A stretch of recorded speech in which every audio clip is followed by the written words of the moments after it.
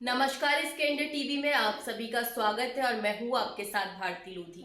आइए बढ़ते हैं खबरों की ओर। भारतीय शिक्षा बोर्ड, जो कि पंतजलि हरिद्वार द्वारा स्थापित किया गया है, शिक्षा के क्षेत्र में क्रांति लाने जा रहा है। बोर्ड की कार्यवाहक अध्यक्ष डॉक्टर NP सिंह ने कहा कि यह बोर्ड विद्यार्थियों को नौकरी ही नहीं बल्कि नेतृत्व और नवाचार के लिए तैयार करेगा।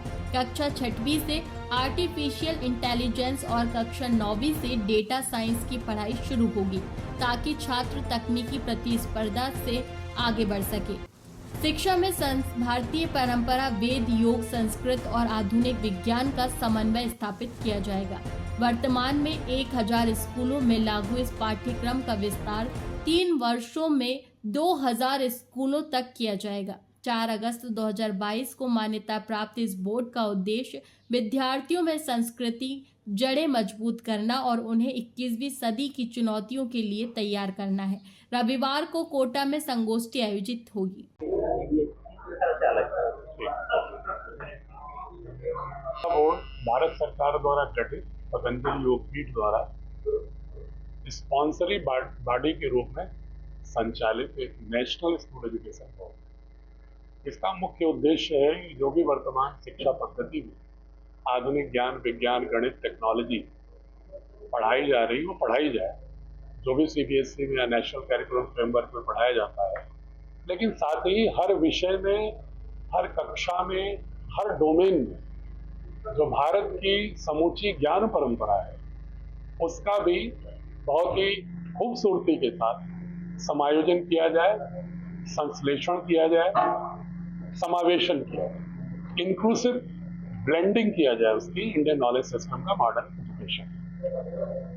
सबसे बड़ा संकट जो है, जैसा कि आप प्रश्न भी पूछ रहे हैं, कि किसी भी जगह में जिस तरह के कोचिंग इंस्टीट्यूट ज्यादा फ्लरिश होते हैं या किसी भी क्षेत्र विशेष के लिए रेलिवेंट कैसे होगा, तो भारतीय शिक्षा बोर्ड का उद्देश्य ही है कि हम शिक्षा इस तरह दें कि बच्चे की दृष्टि और दक्षता दोनों इस तरह की हो कि वो नौकरी परकता की बजाय उद्यमिता और विभिन्न क्षेत्रों में नेतृत्व प्रदान करने की दक्षता पैदा हो, ज्ञान सृजन करने की दक्षता पैदा हो।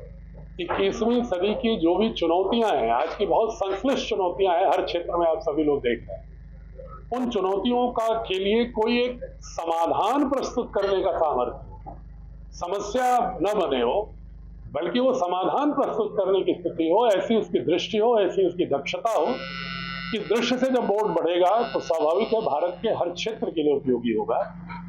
कोटा ही नहीं, पूरे राष्ट्र के एक केंद्र में रखते हुए जो आचार्य चाणक्य का अखंड भारत की बात थी, पूरे 146 करोड़ लोगों को पंथ जाति से ऊपर उठकर एक राष्ट्र को एक समेकित रूप से, एक दृश्य से देखते हुए और भारत की संस्कृति की एकात्म भाव को, अभेद भाव को लेते हुए एक ऐसा मानस बच्चों का खड़ा किया जाए कि इस 21वीं सदी में हम बहुत ही तेजी के साथ एक स्वदेशी की ओर, अपनी ज्ञान परंपरा की ओर बढ़ते हुए आत्मनिर्भर राष्ट्र के निर्माण करने में बच्चों को समर्थ। तो आपने क्या स्पेशली कोई पाठ्यक्रम डिजाइन किया, कैसे आएगा ये? इसके लिए मैंने विशेष पाठ्यक्रम भी किया है, इसके लिए हमने शिक्षण पद्धति भी विकसित की है, उसके अनुरूप अभिभावकों के लिए ओरिएंटेशन और अभिमुखीकरण के लिए भी बनाया है, और साथ ही आप जैसे प्रबुद्ध लोगों के माध्यम से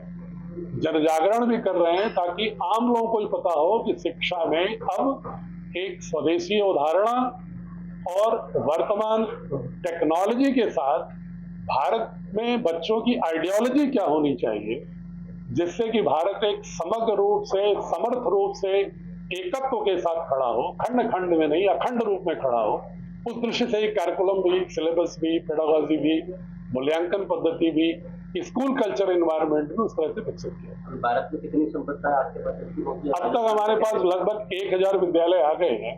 हमने अभी 6 महीने से ही प्रारंभ किया है संबद्धता देना, क्योंकि 3 वर्षों तक पहले हमने तमाम विद्वानों से, इस देश के लगभग 2000 प्रोफेसर और 5000 जो PGT है, टीचर्स हैं, उनके साथ विभिन्न विषयों पर हमने लगभग 500 गोष्ठियां करने के बाद इस अवधारणा के तहत क्या स्वरूप होना चाहिए, वो एक प्रारूप बनने के बाद तब कार्य प्रारंभ किया।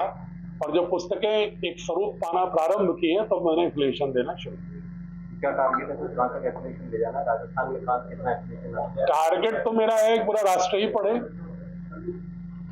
तो इसलिए मैं इसको कोई संख्या तक सीमित नहीं करना चाहता, बल्कि मैं तो ये भी कोशिश कर रहा हूं कि अगर हमारे बोर्ड की पुस्तकों के भाव को लेकर अगर अन्य बोर्ड भी अपने में वैसा समायोजन करते हैं तो अभिनंदनीय होगा, क्योंकि हमारा प्रयास कोई अपने बोर्ड की स्कूलों की संख्या बढ़ाने तक सीमित नहीं है, बल्कि पूरे राष्ट्र में एक शिक्षा का एक एल्गोरिदम में एक ऑर्गेनिक ट्रांसफॉर्मेशन करने का एक पहल होती है और एनईपी एनसीएफ की ब्लूप्रिंट के साथ पहल हो रही है।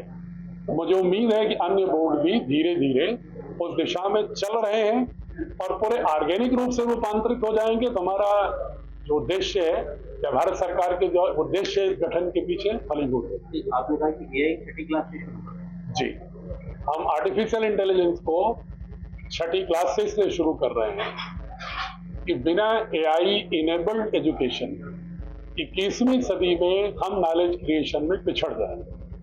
अगर हम देखते हैं हमारा कॉम्पिटिटर सबसे बड़ा चाइना और अमेरिका है और यहाँ पर बच्चे छठी क्लास से एआई ऐप बना रहे हैं, तो हम अपने यहाँ पिज्जा बर्गर और मैकडोनाल्ड को सिखाने की बजाय अगर बच्चों को एआई ऐप बनाना नॉलेज क्रिएशन की ओर नहीं मोड़ेंगे तो हम देश के साथ भी अन्याय करेंगे।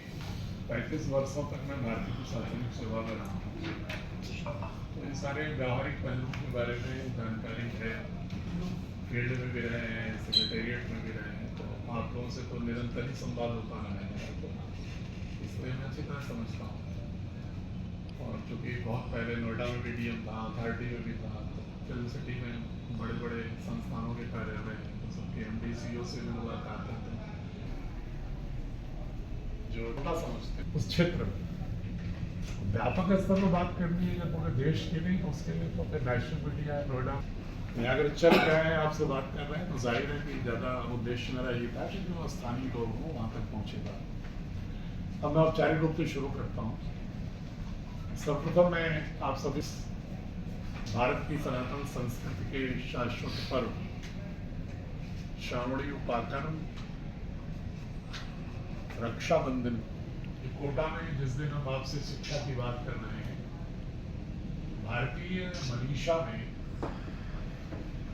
आज का ये दिवस मुख्यतः प्रारंभ हुआ था वैदिक काल में। श्रावणी पूर्णिमा जो श्रावणी उपाकर्म कहते हैं, इस दिन उपनयन संस्कार करके और आज से ही जैसे 1 अप्रैल से विद्यालय आजकल चलते हैं, वो पहले इसी श्रावणी उपाकर्म के दिन ही